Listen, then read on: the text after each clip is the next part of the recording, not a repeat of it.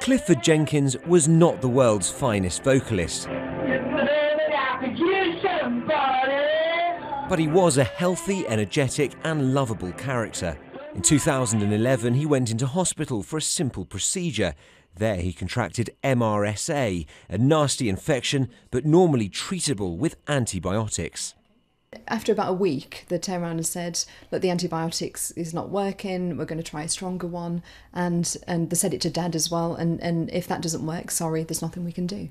In the weeks that followed, his condition deteriorated rapidly and eventually he passed away.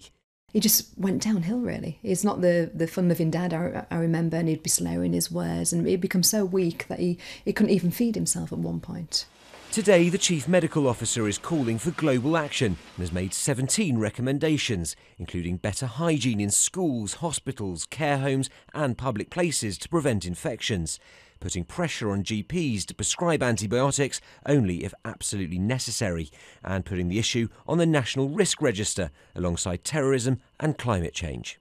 As a public, we need to accept that many infections that take us to GPs or keep us at home don't need antibiotics, don't demand an antibiotic and put ridiculous pressure on the GPs. All it's doing is building antimicrobial resistance, and we're giving a dreadful future for our children and grandchildren.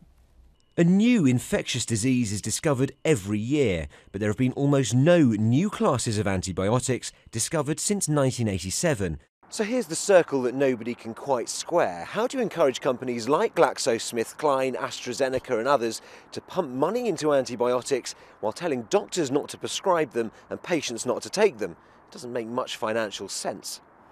Until there are new drugs available, which may not be for decades, the message is loud and clear. The human race must cut down on its use of antibiotics or face a future of major risks from minor surgery.